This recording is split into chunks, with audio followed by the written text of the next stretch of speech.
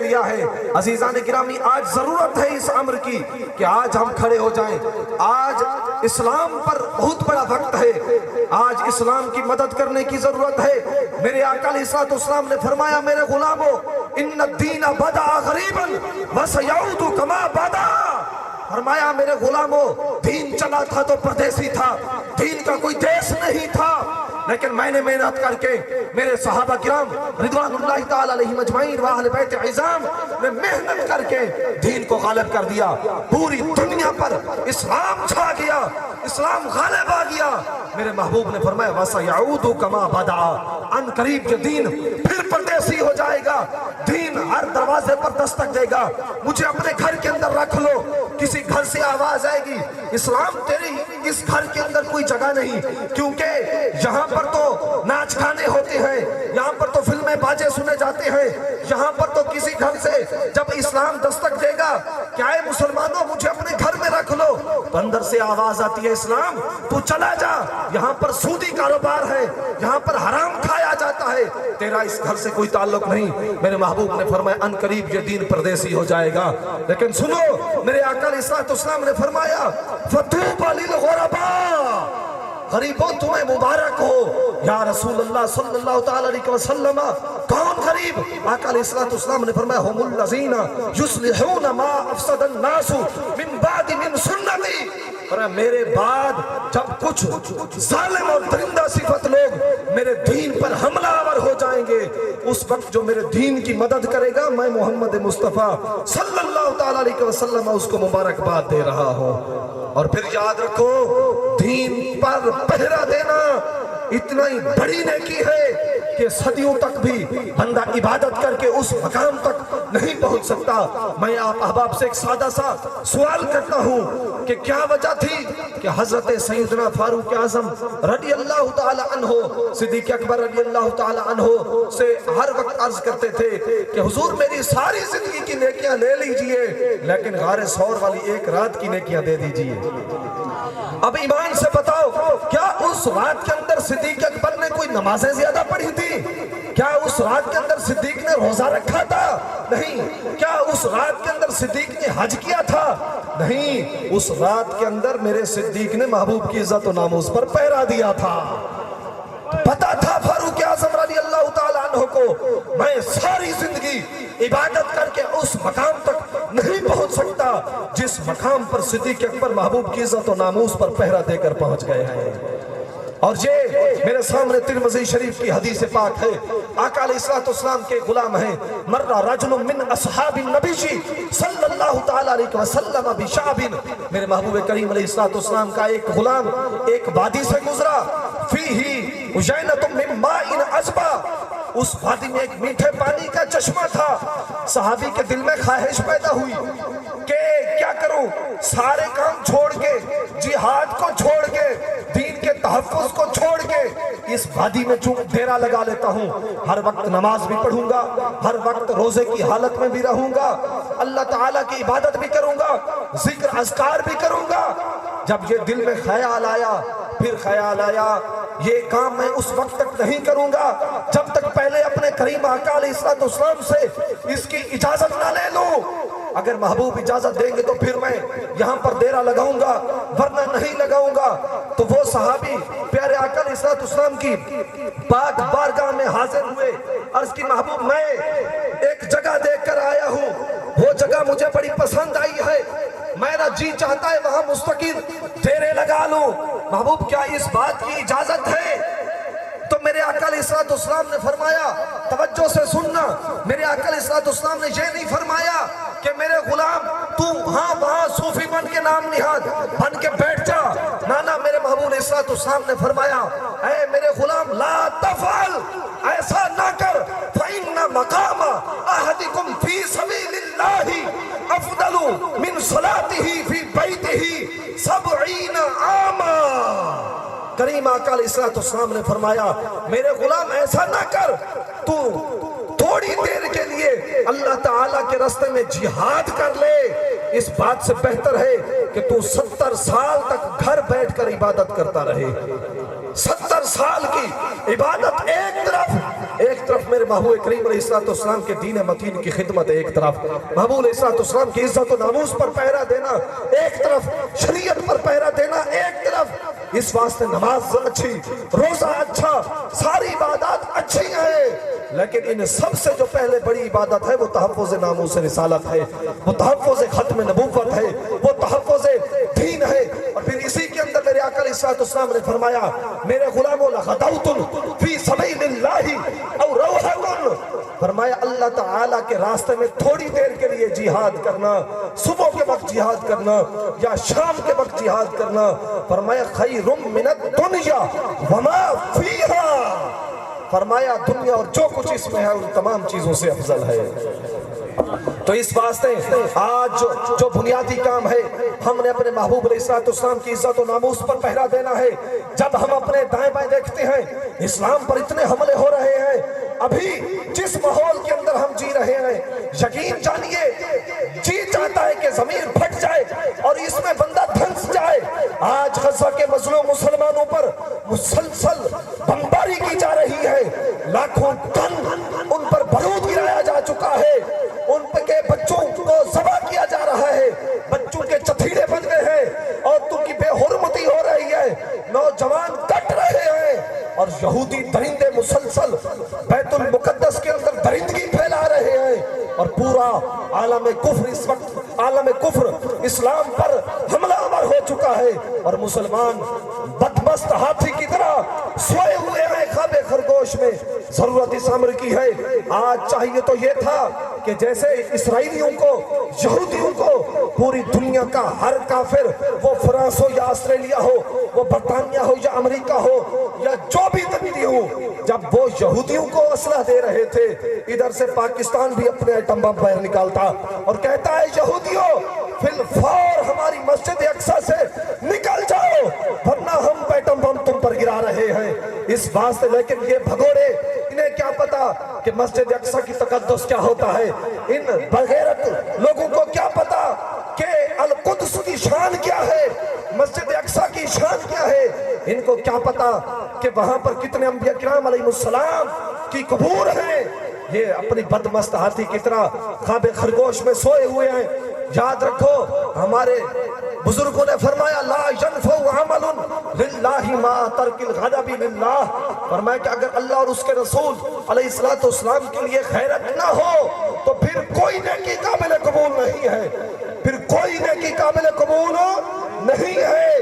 اور پیارے آقا علیہ السلام کا فرمان عالی شان فرمایا کہ لَيَخْرُجَنَّ مِنْ أُمَّتِي مِنْ قُبُورِهِمْ فِي سُورَةِ الْقِرَدَةِ وَالْخَنَازِيرِ، فرمایا میری امت کے کچھ لوگ ہوں گے جب قبروں سے نکلیں گے تو ان کی شکل بندروں اور سوروں جیسی ہوگی، بندروں اور سوروں جیسی۔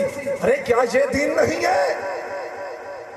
سرکار کی ہر وقت تم رحمت للعالمین والی شان بیان کرتے ہو، لیکن جب غزہ پر بم گرائے جا رہے ہو اس وقت بات امن کی نہیں ہو سکتی، اس وقت بات جہاد کی ہوگی، کیونکہ بخاری شریف کے اندر پیارے کریم آقا علیہ السلام نے فرمایا اذا استنفرتم فانفروا، میرے غلاموں جب بھی تمہیں جہاد کے لیے بلایا جائے تو فی الفور نکل پڑو۔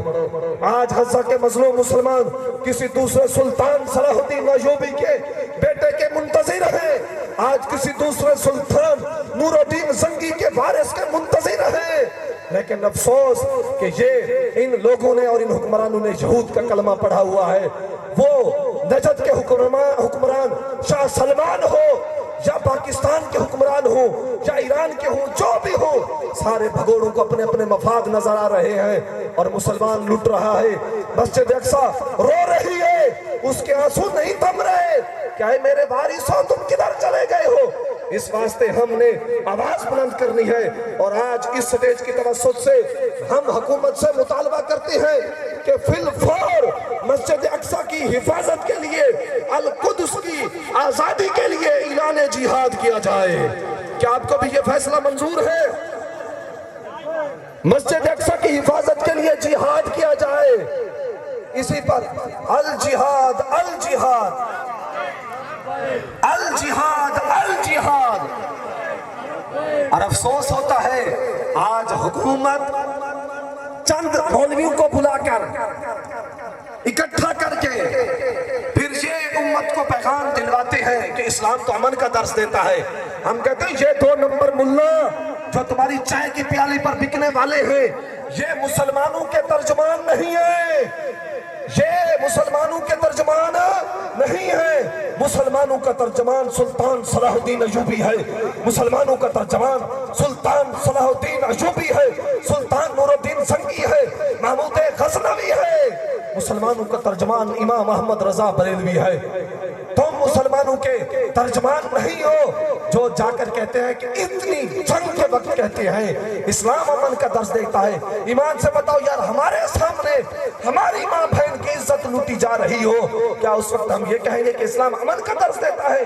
اور کہاں مر گئے ہیں وہ اسمبلیوں میں بیٹھے ہوئے 2 نمبر بے غیرت اور ناہنجار قسم کے پیر کٹی نشین جو ساری زندگی مسلمانوں سے ووٹ تو لیتے رہے کہ ہمیں اسلام کے نام پر ووٹ دو.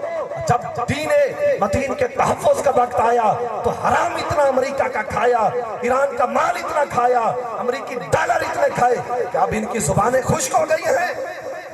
یہ 2 نمبر پیر ہم سنیوں کے وارث نہیں ہیں. ہم سنیوں کے ترجمان ہاتھ بلند کر کے آج کے بعد انشاءاللہ عز و جل ہم نے ننگا کرنا ہے. جو گدی نشین ہمارے دین کی بات نہیں کر سکتے اسمبلی میں, جو گدی نشین سرکار کی ختم نبوت کی بات نہیں کر سکتا, جو گدی نشین مسجد اقصی کے تحفظ کی بات اسمبلی میں جا کر نہیں کر سکتا, ہمارا اس کے ساتھ کوئی تعلق نہیں ہے. وہ بندہ پیر ہونا تو درکنار, اس کا تو ایمان بھی مشکوک ہے کیونکہ اس قرآن کے اندر آیا یہ کس قسم کے ہیں جب دین پر اتنا مشکل وقت ہے اور یہ ان ظالموں کے ساتھ کھڑے ہیں, نظام مصطفیٰ کے غداروں کے ساتھ کھڑے ہیں. قرآن پاک کے اندر میرے رب نے فرمایا وَمَن لَمْ يَحْكُمْ بِمَا أَنزَلَ اللَّهُ فَأُولَئِكَ هُمُ الْكَافِرُونَ. فرمایا جو بھی نظام مصطفیٰ کا غدار ہے فَأُولَئِكَ هُمُ الْكَافِرُونَ. ترجمہ مشکل نہیں, کیا مطلب کہ وہ کافر ہیں. اس واسطے یہ کس قسم کے اپنے آپ کو پیر کہتے ہیں؟ ارے پیر تھے تو پیر سید مہر علی شاہ تھے. یہ ہے ملفوظات مہریہ. پیر سید مہر علی شاہ صاحب کی ملفوظ نمبر 156 ہے. جب پیر صاحب جناب والا دین پر حملے ہو رہے تھے تو اس وقت پیر صاحب کو کسی نے کہا حضور آپ کیا مناظرہ مبالغہ کرتے ہیں, قادیانیوں کی بات چل رہی تھی.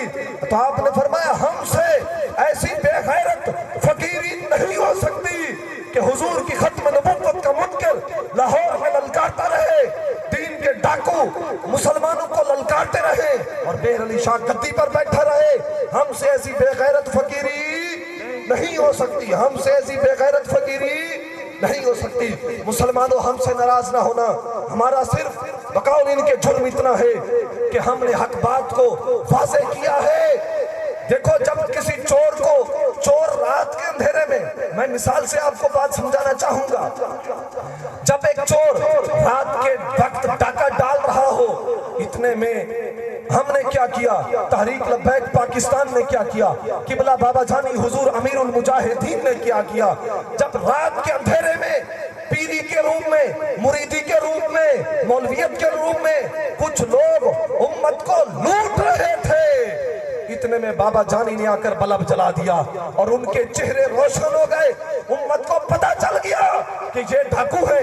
ارے صبح جو منہ دھو کے گدیوں پر آ کے بیٹھتے تھے, شام کے وقت وہ غازی ممتاز حسین قادری کے قاتلوں کے ساتھ بیٹھے تھے, صبح کے وقت جو مسلمانوں کو مرید کرتے تھے اور کہتے تھے کہ ہم تمہارے پیر ہیں, رات کے وقت وہ ختم نبوت کے غداروں کے ساتھ بیٹھے ہوئے پکڑے گئے, ناموس رسالت کے غداروں کے ساتھ بیٹھے ہوئے پکڑے گئے. یہ جرم ہے, ہم ان کو ننگا کرتے ہیں. کیا ہم کہتے ہیں یہ قرآن و حدیث نہیں ہے, یہ سنن نسائی شریف کی حدیث پاک, کیا یہ سرکار کی حدیث نہیں ہے؟ وَمَا أَرْسَلْنَاكَ إِلَّا رَحْمَةً لِّلْعَالَمِينَ بھی سناؤ, لیکن یہ بھی سناؤ کہ یا ایھا النبی جاہد الکفار والمنافقین واغلظ علیہم کیا یہ قرآن نہیں کہ اللہ نے فرمایا میرے حبیب کافروں کے خلاف جہاد کیجئے، منافقوں کے خلاف جہاد کیجئے؟ کیا یہ میرے محبوب میرے رب کا قرآن نہیں ہے؟ کیا یہ میرے محبوب علیہ السلام کی حدیث پاک نہیں ہے؟ سنن نسائی شریف کی حدیث نمبر 4214 ہے، میرے آقا علیہ السلام نے فرمایا اسمعوا حل سمعتم، میرے غلاموں سنو، کیا تم نے سنا؟ انہو ستکون بعدی عمراء، فرمایا میرے غلاموں میرے بعد کچھ ظالم حکمران آئیں گے، فرمایا فمن دخل علیہم، فرمایا جو بندہ بھی ظالم حکمرانوں کے پاس جائے گا فَقَسَّبَهُمْ فَصَدَّقَهُمْ بِقِسْمِهِمْ، اور جا کر ان کو جھوٹا ہونے کے باوجود بھی ان کو کہے گا تم تو سچے ہو، ناموس و رسالت کا غدار ہونے کے باوجود بھی ان کو کہے گا تم بڑے عاشق رسول ہو، جو ختم نبوت کے ڈاکوؤں کو کہے گا تم تو بڑے محافظ ختم نبوت ہو۔ میرے محبوب نے فرمایا جو جا کر ایسا کہے گا، اور فرمایا وَأَعَانَهُمْ عَلَىٰ ظُلْمِهِمْ، اور ان کے ظالم ہونے کے باوجود بھی ان کی ظلم پر مدد کرے گا، ان کو ووٹ دے گا، ان کی سپورٹ کرے گا، تو پھر سن میرے محبوب علیہ السلام نے کیا فرمایا؟ فرمایا لَيْسَ مِنِّي وَلَسْتُ مِنْهُ، فرمایا اس کا میرے ساتھ کوئی تعلق نہیں، مجھ محمد مصطفیٰ صلی اللہ علیہ وسلم کا اس کے ساتھ کوئی تعلق نہیں۔ اب ایمان سے بتاؤ، ہم سے ناراض ہونے سے پہلے یہ اس واسطے ہم ہتھیار اپنے ساتھ لائے ہیں یہ سرکار کی حدیث نہ ہو ہم مجرم ہیں، یہ سنن نسائی شریف سیاستہ کی عظیم کتاب، میرے محبوب بتاؤ جن کو کہیں کہ ان کا میرے ساتھ کوئی تعلق نہیں، میرا ان کے ساتھ کوئی تعلق نہیں، بتاؤ وہ مولوی ہو سکتا ہے، اور بتاؤ وہ پیر ہو سکتا ہے، بتاؤ وہ مسلمان ہو سکتا ہے؟ اور صرف یہی نہیں، میرے محبوب کریم علیہ السلام نے فرمایا لیسا یاردو علی الحوض، فرمایا وہ بندہ جب حشر کا دن لگا ہوا ہوگا اور دنیا پیاس کی وجہ سے تڑپ رہی ہوگی، زبان پیاس کی وجہ سے کانٹا بن گئی ہوگی، سورج سوا نیزے پر ہوگا، زمین تانبے کی ہوگی، 50,000 سال کا وہ دن ہوگا، ہر وقت ہر بندے کو پانی کی ضرورت ہوگی، فرمایا اس وقت وہ بندہ میرے پاس آب کوثر اور حوض کوثر پر نہیں آ سکے گا، وہ بندہ حوض کوثر سے پانی نہیں پی سکے گا۔ اس واسطے یارو یہ بھی دین ہے، ہم نے شریعت کو سمجھنا ہے، سب سے پہلی جو ہمارے نزدیک مقدم چیز ہے وہ